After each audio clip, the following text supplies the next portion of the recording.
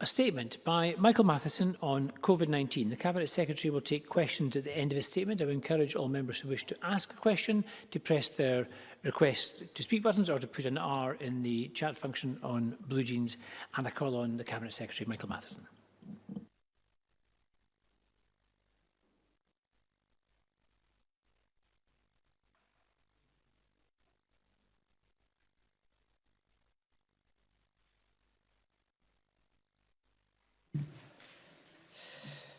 Thank you, Presiding Officer. I'd like to take this opportunity to update Parliament on the Scottish Government's approach to international travel and border health measures.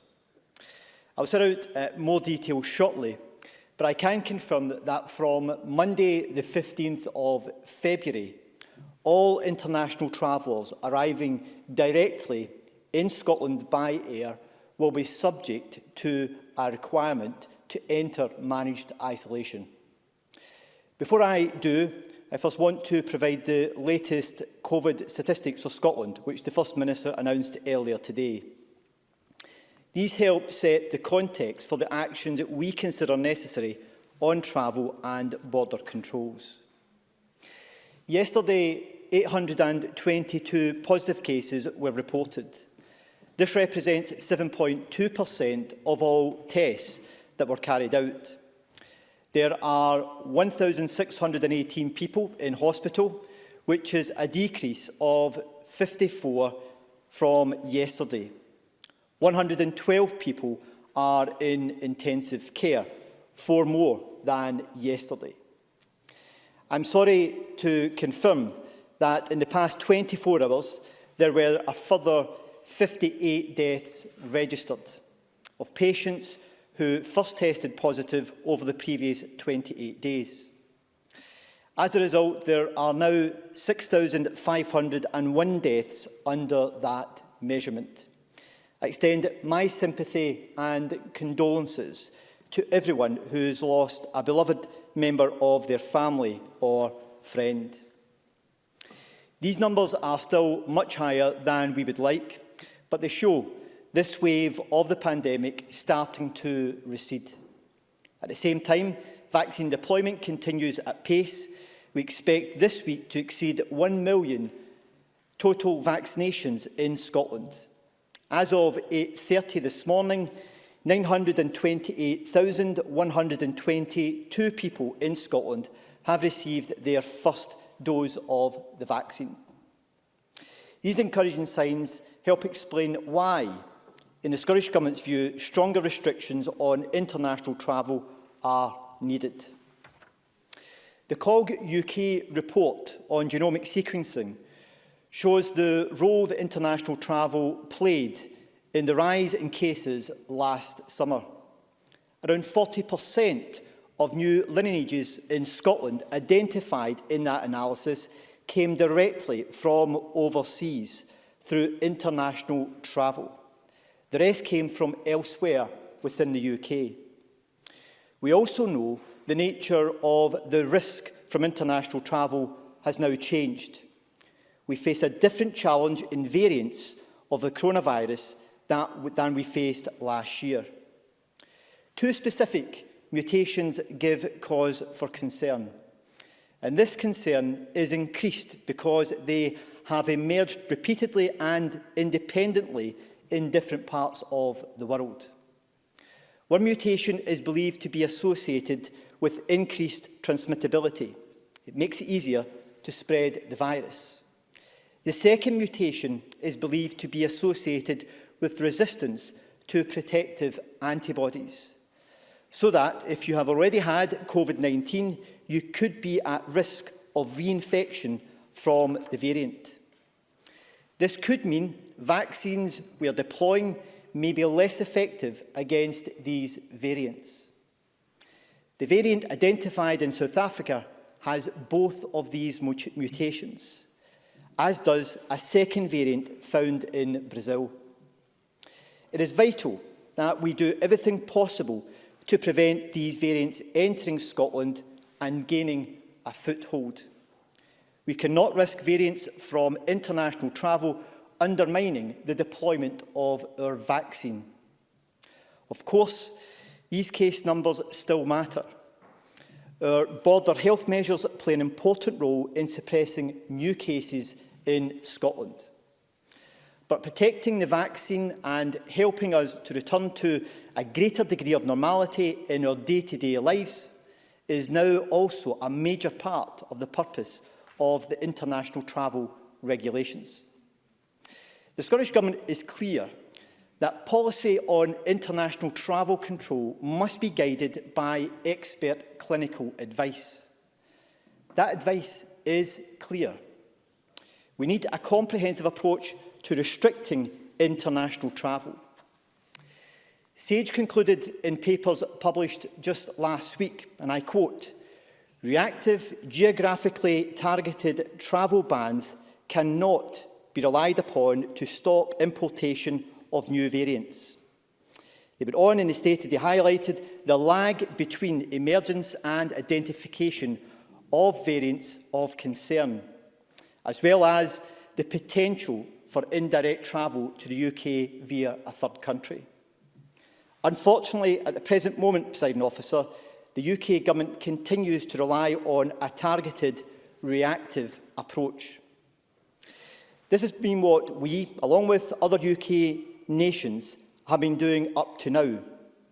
That has led to additional restrictions on travel from areas at risk from the variants identified in South Africa and Brazil, covering South America, large parts of Africa and countries with close travel links to those regions.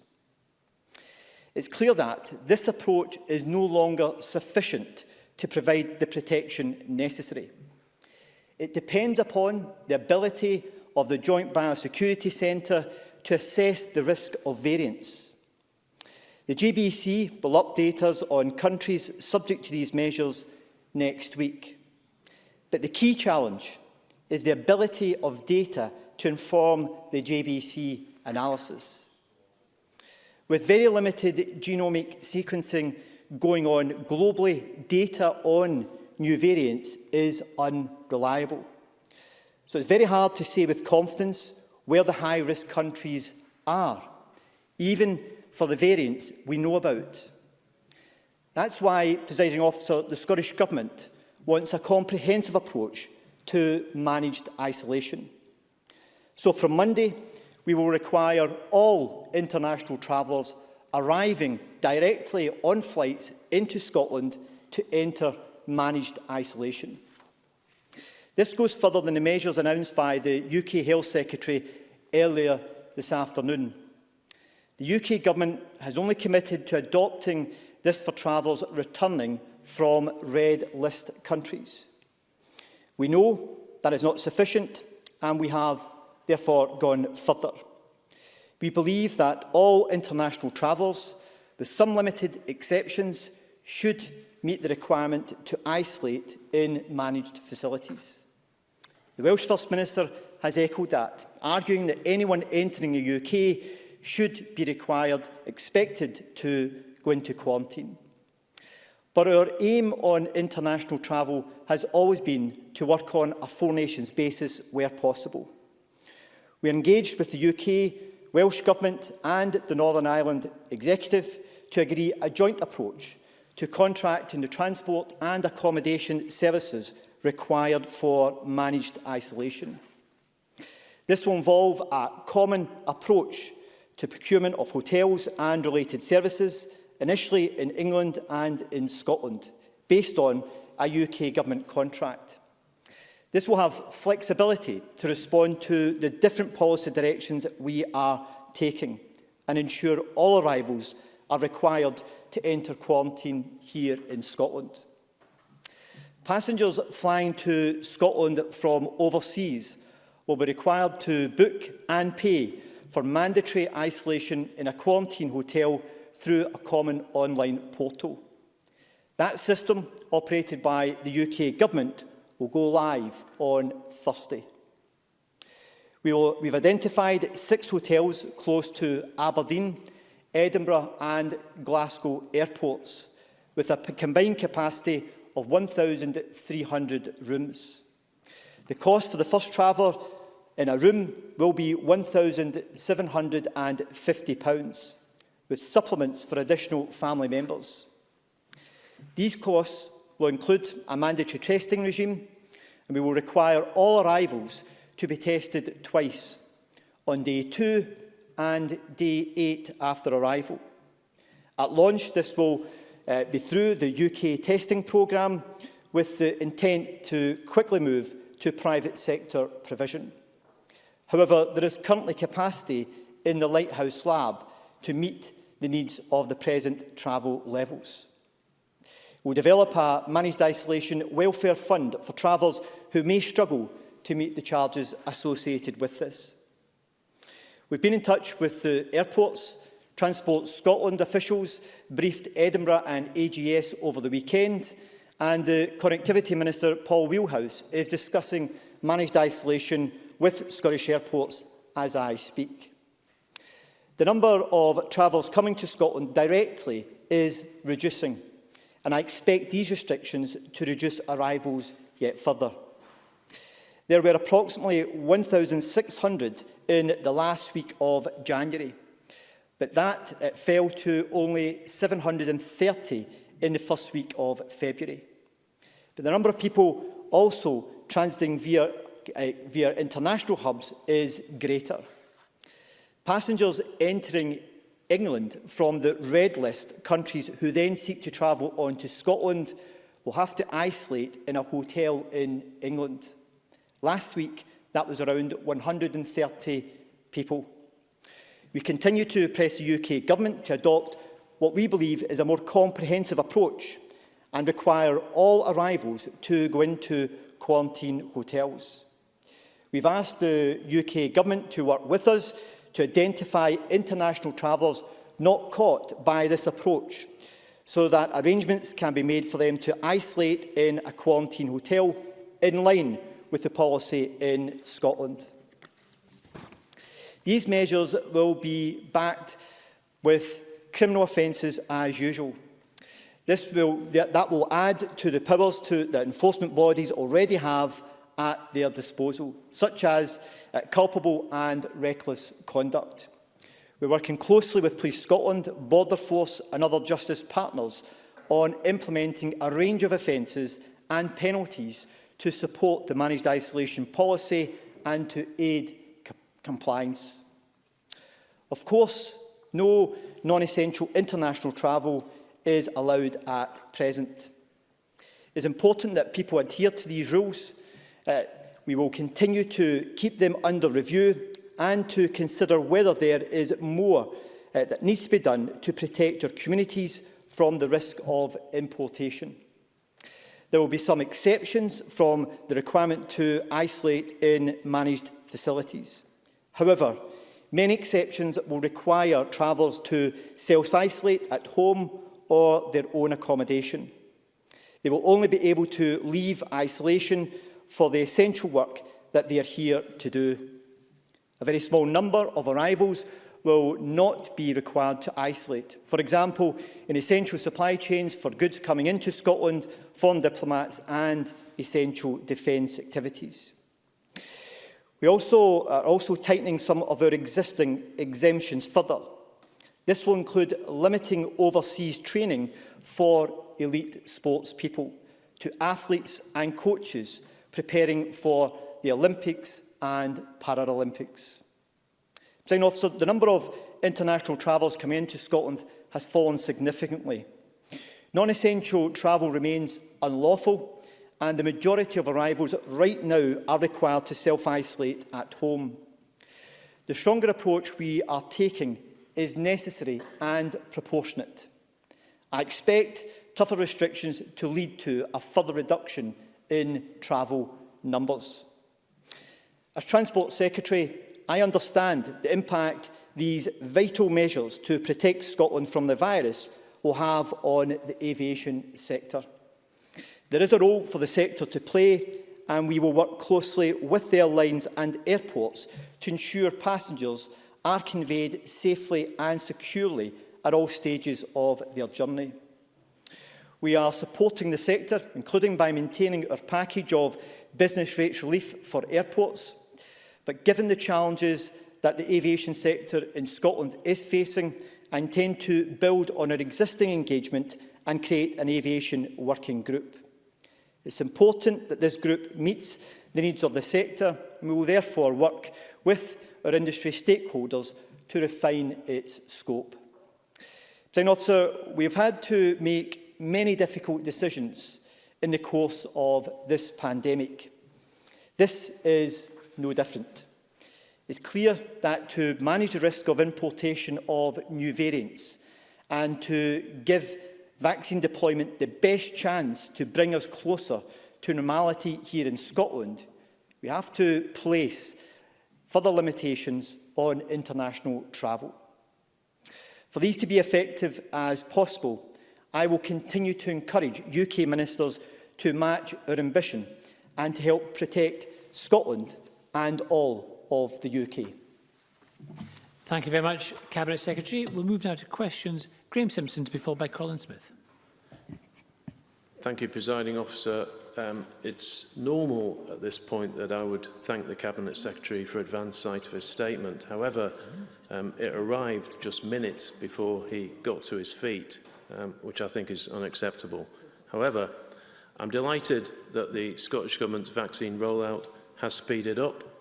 The progress could have happened faster, but we're pleased that the pace has finally picked up. Now, the Cabinet Secretary has given us some information today about new quarantine measures for people arriving in Scotland. Airports need to be fully on board and they need to understand what's expected of them. But until today, as we've heard, no minister had been in touch with any of them about these plans. So, a few questions for the Cabinet Secretary. Can you tell us why ministers didn't engage with the airline sector at an earlier stage? Is there yet a UK agreement to contract transport and accommodation? Have any hotel rooms been procured yet? And other than the business rate relief already announced, when will sector-specific support be available? Cabinet Secretary. Presiding Officer, let me deal with the first point that Graham Simpson has made, and my apologies for the late arrival of the statement. It was a combination of appearing at committee and also dealing with a number of weather-related issues that prevented my own ability to be able to finalise the statement and for it to be distributed to members. But I do apologise for the late arrival of it to members. Presiding Officer, I've had extensive discussions with airports, airlines and aviation-related businesses over the course of the last year on a very, very regular basis on a whole range of different matters that have been taken forward. But the member will also recognise the complexity of the procurement process that's had to be put in place and to operationalise the provision of managed isolation hotels. And due to the Four Nations approach which we have taken, that has taken longer than we would have all liked it to have been. Having now settled on an agreed approach that's been taken forward, we're now informing those within the aviation sector exactly how that is going to be rolled out. And that's exactly what is happening right now with Paul Wheelhouse in discussions with Edinburgh and AGS airports, taking them through that particular process. In relation to the UK agreement for transportation and accommodation, what I can advise the member is that the UK Government contract that we are using for this purpose, in partnership with the UK Government, has identified all of the hotel accommodation that will be block booked by the Scottish Government for the purposes of delivering managed isolation for the 15th of February. And we have given details of that to the UK Government in order to make sure that that is put in place through the UK Government contract. That work has now been taken forward by civil servants to ensure that it is in place for the 15th of February next week. And on the member's final point in relation to business rates relief, he does give the impression as though we have just given them business rates relief and that's about it, and we have done nothing else. I would gently point out to the member, we've provided business rates relief to aviation and airport sectors within Scotland. The UK Government hasn't. And we have repeatedly said to the UK Government that they need to show a greater commitment to supporting the wider aviation sector in the whole of the UK, and to date they have failed to do so. But what I can assure the member of is that we will continue to provide them with the rates relief, as we have said, for the first 3 months of the next financial year. And we will continue to press the UK Government to provide a package of support to assist the aviation sector right across the UK through what is a very challenging and difficult time for them. Thank you. Colin Smith to be followed by Alice Cole-Hamilton. Colin Smith. Thank you, Presiding Officer.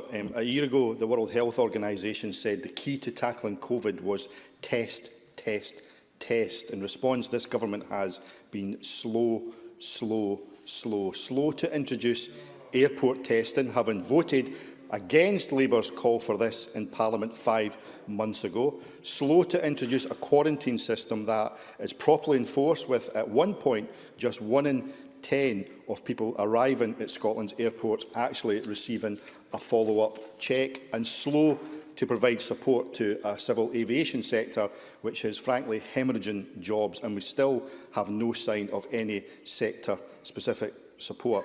The lack of consultations with Scotland's airports ahead of this announcement probably does suggest that the final details have still not been fully worked out. So can I ask the Cabinet Secretary, why has it taken, first of all, 10 months from the first lockdown to introduce airport testing and a quarantine regime that will be properly enforced? And can I ask him to explain in detail, first of all, how we will avoid passengers circumventing the isolation regime by flying via countries that are not effectively covered by the red zone list in England, but landing at airports in England, but then travelling to their final destination here in Scotland? Has detailed proposals been agreed with the UK Government that, for example, anyone arriving at Manchester Airport or Heathrow Airport is and has to isolate, and you have details of that, has to isolate at the point of arrival in Manchester and or London or wherever else? And can I ask him again specifically, will the Government give serious consideration to providing sector-specific support for aviation? We've seen other areas provided with sector-specific support, but this is an industry that will be hemorrhaging jobs for some time to come. And finally, what plans does it have to put in place? That's about 4 questions already. Okay, well, Cabinet I'm sure that the Cabinet Secretary will give 4 good answers. As I always do, Presiding Officer. So, what I can say to, what I would say to Colin Smith and his general comments around international borders, I think it would be fair to say that if we look back on the course of the last 10 months, an area where I think we collectively as a government regret that more robust action was not taken following the first wave of coronavirus last year, was to apply stricter restrictions to international travel and the risks which were associated with that. That doesn't just apply here in Scotland, it applies across the whole of the UK and actually broadly all across the whole of Europe, which is why we're determined to take as much action as we can within our powers to help to minimise that risk again this time round. And I think it would be fair to say that the First Minister has said on a number of occasions we will not always get everything right, but what we will always do, that where we think we can do things better and we can learn from the past, we will ensure that we do so. And that's exactly what we're doing around international travel. And can I say, when the member also makes reference to this idea about the challenges in the civil aviation sector, I'm sure it is not lost in the member that Scotland was the first and only part of the UK to offer business rates relief to the aviation sector at the very outset of this pandemic, recognising the marked impact that it would have on the sector, and we will continue to do everything we can. However, the reality is that many of the major aviation businesses do not base themselves in Scotland, although they may operate in Scotland. They are based out with our direct jurisdiction, which is why it's essential that the UK Government put in place a package of support for the civil aviation sector going forward. Can I pick up on the point that the member made, and that was in relation to individuals travelling into English airports where they are not coming from a red list country, but they are coming from overseas and will then travel on to Scotland. This is one of the issues which we are discussing with the UK Government. This system would work better if we had a comprehensive system right across the whole of the UK, which I know his colleagues at Westminster have been arguing for and which we continue to press the UK Government to introduce. That would reduce the risk of anyone seeking to circumvent any arrangements we put here in Scotland. But if we are not able to get that, we are asking the UK Government to work with us to identify those who are coming into English airports that are travelling on to Scotland, that they are assigned to a quarantine hotel in England for the purposes of their managed isolation over that 10-day period, in line with Scottish Government policy. We don't have agreement with the UK Government in that matter as yet, but we will continue to pursue that with them as we go forward, because that will help to reduce the risk yet further here in Scotland. And what I will finish off by saying to the member is that we will do everything we can to support the aviation sector, but he will recognise that there are limitations to what we can do directly here in Scotland, given the UK nature of the business and international nature of the business, which is why the UK Government need to bring forward a support package. Thank you. Alex Cole-Hamilton, to be followed by Patrick Harvey. Thank you, Presiding Officer. In the past few minutes, I've had correspondence about this statement from Edinburgh Airport, one of the biggest employers in my constituency. They've informed me that they only received notice and the details of this plan as the Cabinet Secretary got to his feet some moments ago. Does the Cabinet Secretary feel this is an appropriate approach to involving the aviation sector, especially when airports must play a key role in the delivery of this, not least in the safe disembarkation of passengers and delivery to the quarantine hotels? Cabinet Secretary. Well, Presiding Officer, we've indicated to Edinburgh Airport and others within the aviation sector last week about the direction of travel in which we're going in and the implications of that. But I'm sure the member would recognise that it's my responsibility to come and to explain matters to Parliament and to set out the approach which the Scottish Government is taking on such an important issue that has an impact on so many individuals, whether they be travelling or work within the aviation sector. That's why, at the time of making this statement, we arranged to meet with the airports to provide them with a much greater level of detail. So the member can be assured that our first line of responsibility here is to Parliament in explaining these matters, and that we will continue to work with the aviation industry to ensure that they are provided with the relevant information to ensure that we can deliver this next week once we move to implementation of the managed quarantine arrangements. Thank you. Patrick Harvey, to be followed by Joan McAlpine. Thank you, Presiding Officer. I thank the Minister for the statement, and I'm personally glad that it was announced to Parliament rather than going to vested interests before Parliament was informed. I welcome the moves that are being made to introduce additional measures for the immediate period ahead, but the statement didn't say very much about the longer term.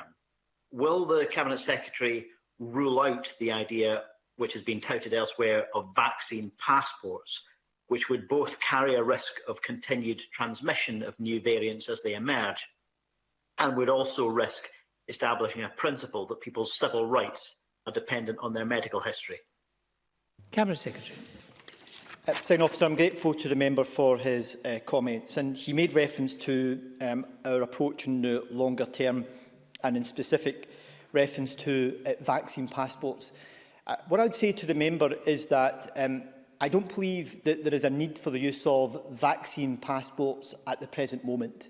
They are not, in my view, an adequate replacement for the protection that you get from a managed quarantine programme and from ensuring that individuals are being tested prior to arrival in the country and tested once they've arrived in the country.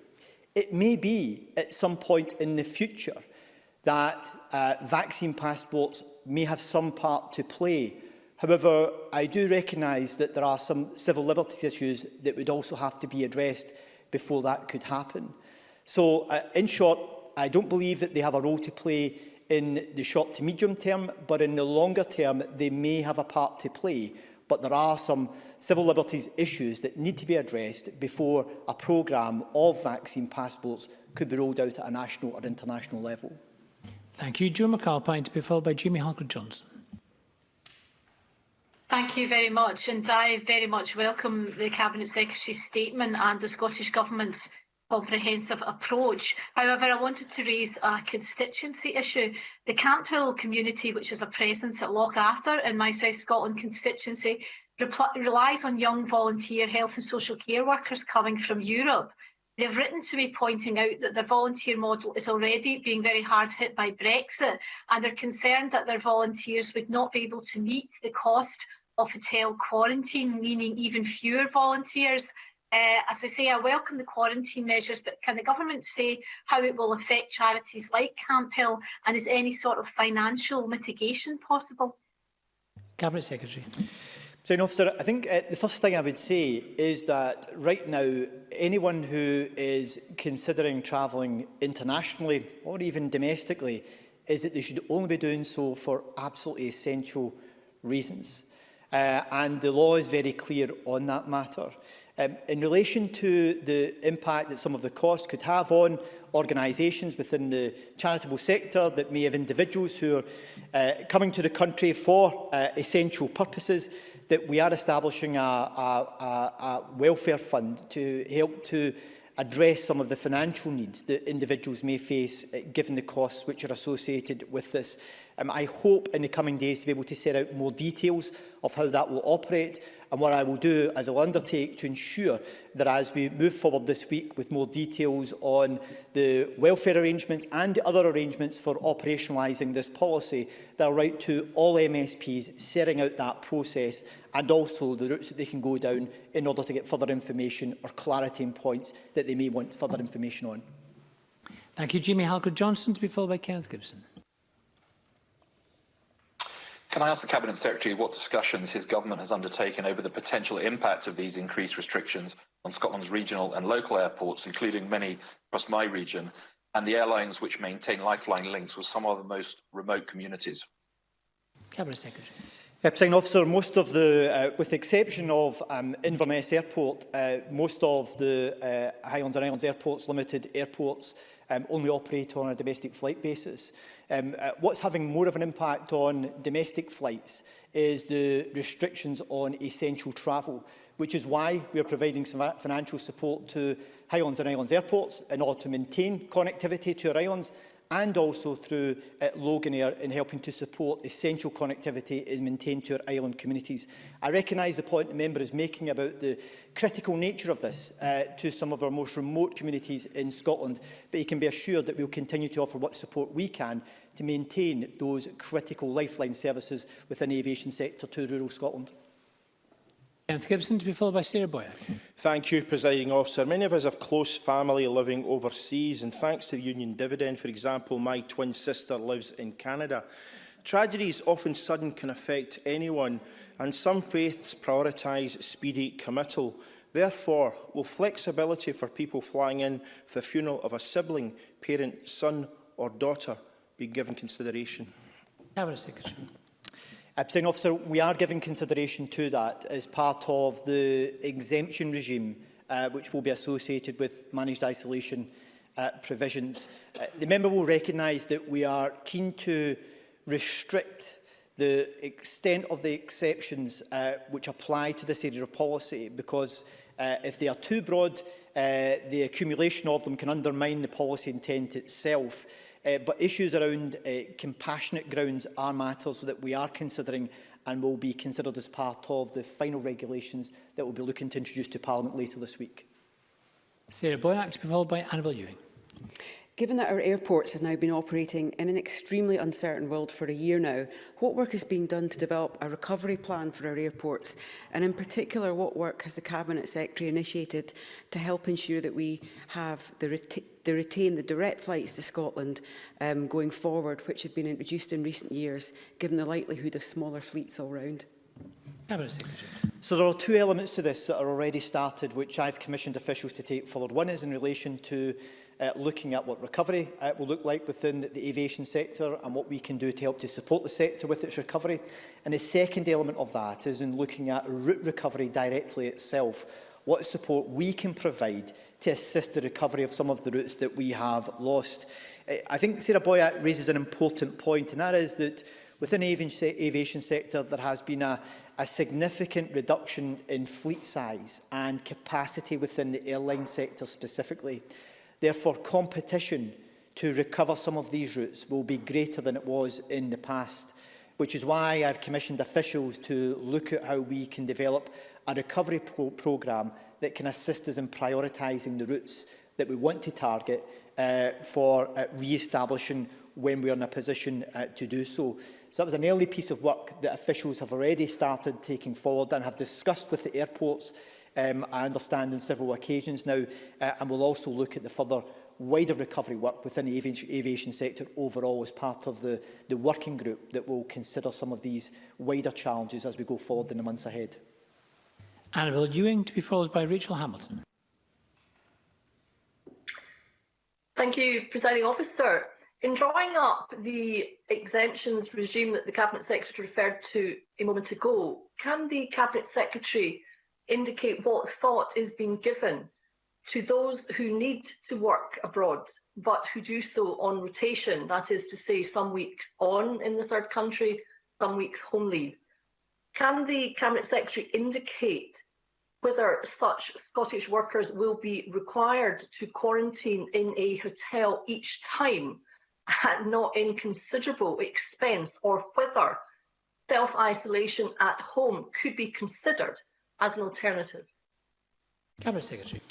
Presiding Officer, we are looking at a couple of areas in relation to exemptions. And if I pick up on the general point that the member's making and refer specifically, say, to the oil and gas sector, where staff very often work on rotation, we are giving very specific consideration to the way in which any of the exemptions would operate for the oil and gas sector, including whether the option of self-isolating at home during their period of leave would be more appropriate rather than using a managed isolation at hotel. So these are matters which we are actively considering at the present moment. We're seeking to try and align with other parts of the UK in this matter in order to try and simplify the process as much as possible. But I can assure the member it's an issue that's been given active consideration at the present moment. Rachel Hamilton, to be followed by Christine Graham. Thank you, Presiding Officer. Has the Scottish Government carried out modelling of the economic impact of these quarantine measures, and has modelling been carried out in the event coronavirus continues to mutate? Presiding Officer, the approach which we are taking in relation to managed isolation is based upon clinical advice, and the very clear advice that we run the risk of importing further variants of the virus which could undermine the progress that we're making with our vaccination programme and with suppressing the virus here in Scotland if we don't manage international travel into Scotland and the UK much more effectively. And what's very clear from the Joint Biosecurity Centre's assessment is that the existing regime is no longer fit for purpose, and that a comprehensive system is much more effective in doing that. I would not ignore the very significant economic impact that this has on sectors within Scotland, in particular the aviation sector. But what we're trying to do is balance off the competing challenges between the aviation sector and international travel with that of trying to get some level of domestic normality here in Scotland by reducing the risk of importing new variants of this virus. So there's a balance that has to be struck here.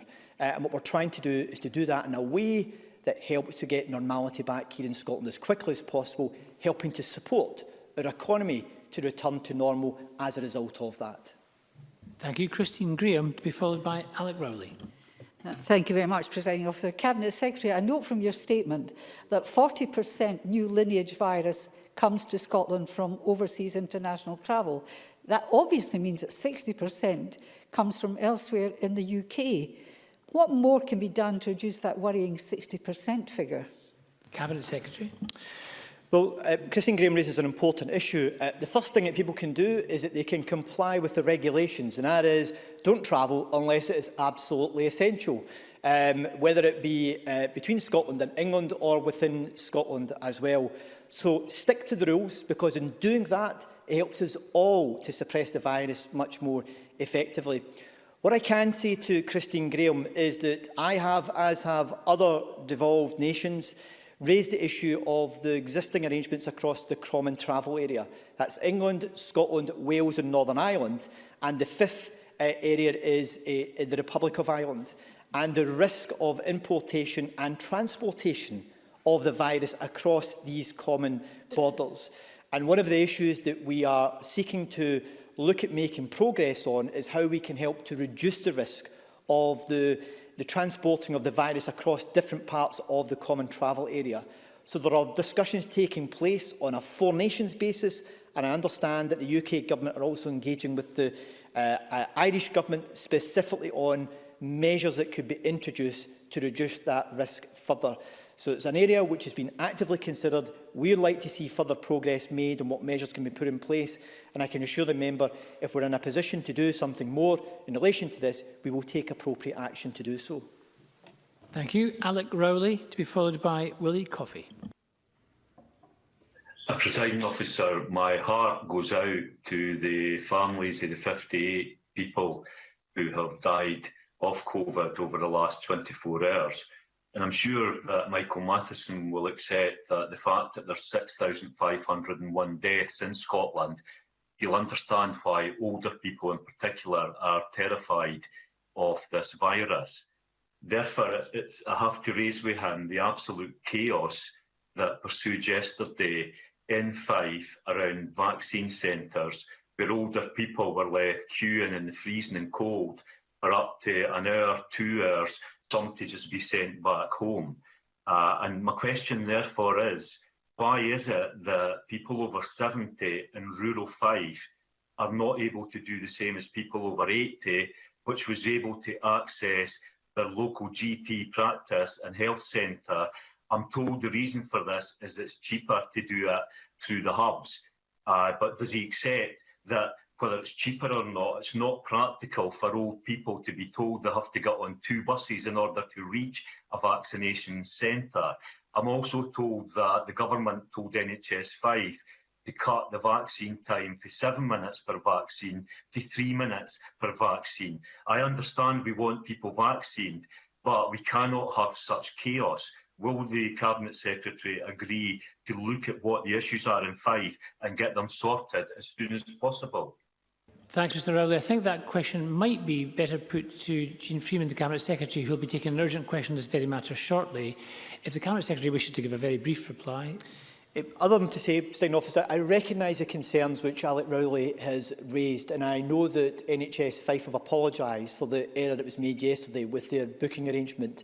But as the Presiding Officer has rightly pointed out, there is an urgent question due to be answered on this very matter following my statement, and I know that the Cabinet Secretary for Health has indicated that she will seek to address the points that Mr Rowley has raised.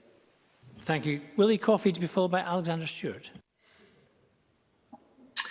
Thank you. Cabinet Secretary, you mentioned a moment ago the 4 nations, 5 nations discussions that you're having with the UK Government, Welsh and Irish governments. What is it we need to do to ensure that folk who are landing somewhere else in the UK and travelling up here to Scotland actually comply with the quarantine, and who would monitor that? Cabinet Secretary.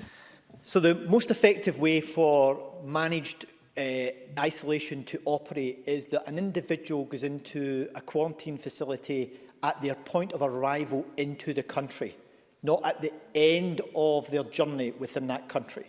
And the point that we have made to the UK Government, given the policy approach that we're taking here in Scotland, we would like all individuals coming into the UK where their final destination is Scotland, that they should go into managed isolation hotels. That would require the UK Government to implement our policy at the other airports that will be entry points within England. To date, we don't have agreement on that matter, but I can assure the member we're continuing to pursue that with them, because that would assist us greatly in ensuring that we reduce the risk of the new variant being introduced into Scotland. Notwithstanding that, I strongly believe, based upon all of the clinical advice I've read, the assessment that came from COG, the Joint Biosecurity Assessment Centre's assessment of this matter, the most effective way for the whole of the UK to address the issue of reducing the risk of new variants being introduced into Scotland and the rest of the UK is through a comprehensive managed quarantine system right across the whole of the UK. And I still believe that is the best thing that the UK government could put in place to address some of those wider concerns that we have about individuals arriving at airports in England. Alexander Stewart, to be followed by Bob Doris.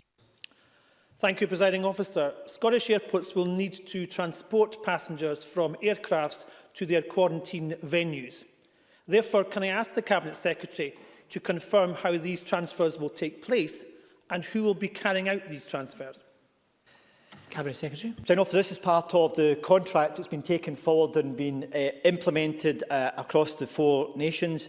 The arrangements will be that from the point of arrival is that those individuals who require to go into self-isolation hotels will be taken and transported to the hotel that they have been allocated. So the whole process will start from the point of arrival right through to the point of being transported to the managed isolation hotel. And that will all be part of a comprehensive package that's been put in place as part of the contract arrangement. And Bob Doris.